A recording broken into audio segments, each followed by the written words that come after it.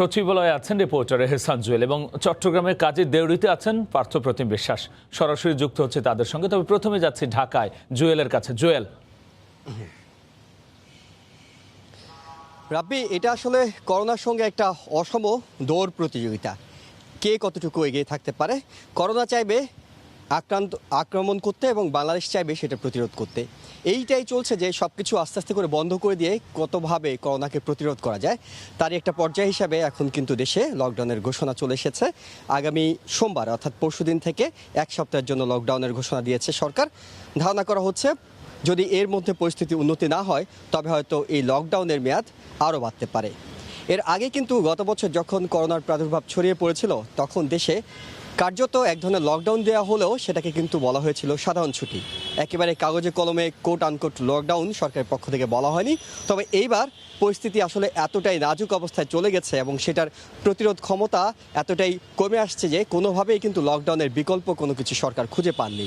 এবং গত মাসে অর্থাৎ 29শে মার্চেই কিন্তু সরকার 18 দফা নির্দেশনা দিয়েছিল, যে নির্দেশনাগুলোতে সরকার বেশ কিছু বিষয়ে একেবারে কঠোর অবস্থানে যাওয়ার ঘোষণা দিয়েছিল, কিন্তু শেষ পর্যন্ত সেখানেও কাজ হয়নি। এই কারণে যে মানুষের জনসমাগম কোনোভাবেই কিন্তু কমানো যাচ্ছিল না। বিশেষ করে বলা হচ্ছিল সবার আগে যে প্রস্তুতিটা দরকার অর্থাৎ মানুষের মধ্যে সচেতনতা সেটা তৈরি করা যাচ্ছিল না এবং কোনো জায়গায় সরকারের কঠোরতাও সেখানে কাজ হচ্ছিল না। শেষ পর্যন্ত সরকারকে বাধ্য হয়ে লকডাউনের ঘোষণা দিতে হয়েছে। আগামী সোমবার থেকে সেটি কার্যকর হবে। যেটি বলছিলাম যে আমাদের কিন্তু কিছুটা অভিজ্ঞতাও আছে এই ধরনের লকডাউনে কী ধরনের পরিস্থিতি তৈরি হয়। আমরা এর আগে সাধারণ ছুটির কথা বলা হলেও গত বছরে দেখেছিলাম যে কিছু কিছু এলাকায় রাজধানীর এবং দেশের কয়েকটি উপজেলাকে কিন্তু একেবারে কার্যত চারপাশ থেকে ঘেরাও দিয়ে অর্থাৎ প্রবেশ পথ এবং বাইরের পথগুলোতে বাঁশ দিয়ে সেগুলো থেকে আটকে দেওয়া হয়েছিল। 14 দিনের মতো করে সেসব এলাকায় অবরুদ্ধ করে রেখে চেষ্টা করা হয়েছিল যাতে করোনার সংক্রমণ সেসব এলাকায় না ছড়ায়। রাজধানীর বেশ কিছু এলাকায় পরীক্ষামূলকভাবে সেটি করা হয়েছিল। এবারও কি আসলে সেই ধরনের বিষয় থাকবে কিনা, কিংবা লকডাউনে কোন কোন বিষয়গুলোতে নিষেধাজ্ঞা থাকবে, কোন কোন বিষয়গুলো শিথিল থাকবে, সেই বিষয়টি কিন্তু এখন পর্যন্ত বিস্তারিত জানানো যায়নি।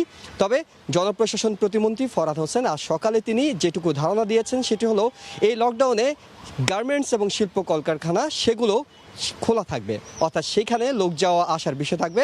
তার মানে গণপরিবহন চলাচলেরও কিছু বিষয় সেখানে শিথিল করা হতে পারে। আর যেহেতু সোমবার থেকে এটি শুরু হবে, ঘোষণা চলে এসেছে, তাই আগামীকাল রোববার অর্থাৎ যারা আসা যাওয়া করতে চান কিংবা গণপরিবহনগুলোতে লঞ্চ বাস ট্রেনে কী ধরনের ভিড় হয় সেইখানে সেটির প্রতিরোধে কী ধরনের ব্যবস্থা থাকবে সেটিও কিন্তু এখন পর্যন্ত বিস্তারিত জানা যায়নি। ধারণা করা হচ্ছে যে এখন পর্যন্ত আজ সন্ধ্যায় মন্ত্রিপরিষদ বিভাগ থেকে বিস্তারিত জানিয়ে এই লকডাউনে আসলে কোন জায়গায় শিথিল হবে কোন জায়গায় কঠোর হবে সেগুলো বিস্তারিত জানিয়ে একটি প্রজ্ঞাপন আসবে। তখনই আসলে একেবারে পরিষ্কার স্পষ্ট ধারণা পাওয়া যাবে কোন কোন বিষয়গুলো এখানে থাকছে, কোন বিষয়গুলো থাকছে না। আমরা চট্টগ্রামের খবর জানতে চলে যাব আমাদের রিপোর্টার পার্থপ্রতিম বিশ্বাসের কাছে। ধন্যবাদ। চট্টগ্রামে করোনা আক্রান্ত রোগীর সংখ্যা প্রতিদিনই বাড়ছে। গতকাল চট্টগ্রামে কিন্তু রেকর্ড সংখ্যক করোনা রোগী শনাক্ত হয়েছিল। সেই ক্ষেত্রে আজকে আমরা সকাল থেকেই দেখেছি জেলা প্রশাসনের নির্বাহী ম্যাজিস্ট্রেট বিভিন্ন জায়গায় কিন্তু তারা আজকে অভিযানের নামে, যেহেতু আজকে সন্ধ্যা 6টার পর থেকে চট্টগ্রামের সকল বিপণী বিতান মার্কেট হোটেল রেস্টুরেন্ট 6টার পর থেকে 14 তারিখ পর্যন্ত বন্ধ থাকবে এমন নির্দেশনা গতকালই এসেছিল।